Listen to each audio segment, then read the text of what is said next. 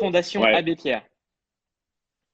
ouais, tout à fait. Vous dire que c'est assez chaud en ce moment, donc parce que les forces vives pour apporter des réponses au sans domicile, bah, c'est déjà un public extrêmement fragile sur les problèmes de la santé. Vous savez que l'espérance de vie pour les personnes à la rue, c'est 50 ans en moyenne, donc c'est déjà très préoccupant. Beaucoup de problèmes de santé, de fragilité, de maladies chroniques, donc ils sont particulièrement menacés.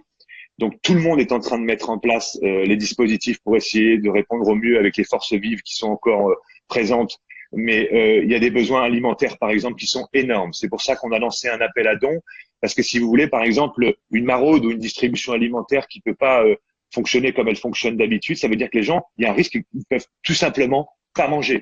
Donc on a lancé un appel à dons pour avoir des chèques services qu'on pourrait remettre directement aux personnes sans domicile pour qu'elles-mêmes avec ces chèques, puissent aller dans les commerces qui sont encore ouverts, ben pour de la nourriture, pour des couches, des besoins d'hygiène. Comment est-ce qu'on fait pour être C'est très super. concret, pour vous donner de l'argent? Comment est-ce qu'on fait pour vous aider?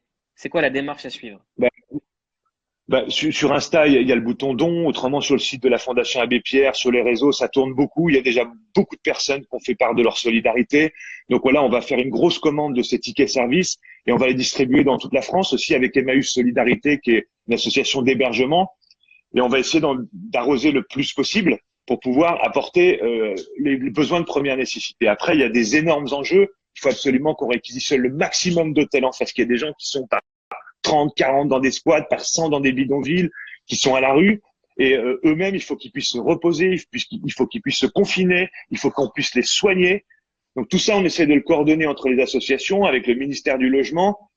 Mais pour être très franc, Mouloud, c'est chaud. Donc, il faut qu'on soit tous sereins, qu'on soit tous efficaces, qu'on mette le paquet, mais que vraiment on ait cette attention pour ce public particulièrement fragile aujourd'hui dans C'est le pays. c'est quoi Est-ce qu'ils sont J'ai pas informés de ce entendu. qui se passe? Est-ce que tu as Ouais, des ouais, remontées ouais. des gens qui sont à la rue, vous aider? Est-ce qu'ils sont informés de ce qui se passe? Est-ce qu'ils sont informés en termes de pratique? Est-ce qu'ils savent qu'il faut se protéger? Alors, c'est tout l'enjeu, c'est-à-dire que ceux qui sont dans les centres, il y a à peu près 150 000 personnes qui sont dans des centres d'hébergement.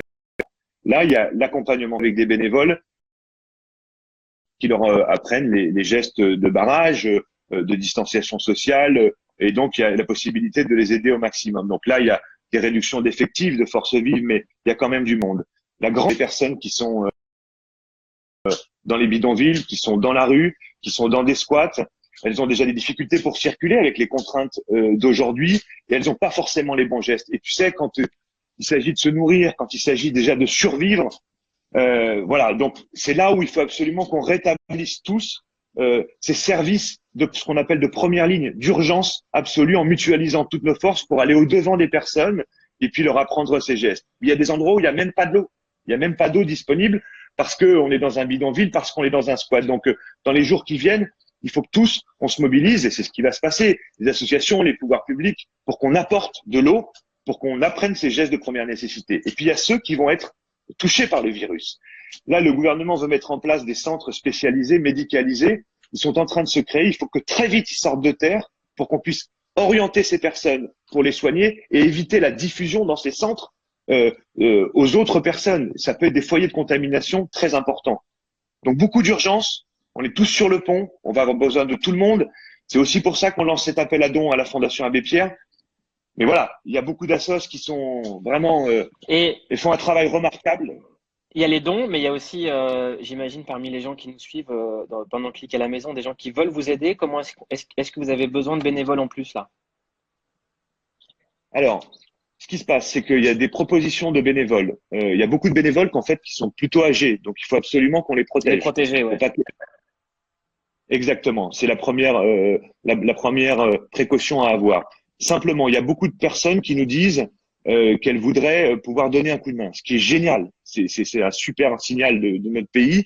Il va y avoir une plateforme mise en place par le gouvernement pour mettre, elle va sortir, je pense, ce week-end ou lundi matin, pour mettre en relation les besoins des associations et les disponibilités de bénévoles qui font part de leur volonté d'aider. Simplement, dans votre territoire, vous pouvez aussi avoir des associations de la Fondation Abbé Pierre, d'Emmaüs, du Secours populaire, d'autres. Donc, vous pouvez aussi prendre contact avec eux pour pouvoir s'organiser. Mais parce qu'après, il faut qu'ils puissent se déplacer compte tenu des contraintes qu'on a aujourd'hui. Il faut pouvoir aussi les assurer si jamais il y a un souci.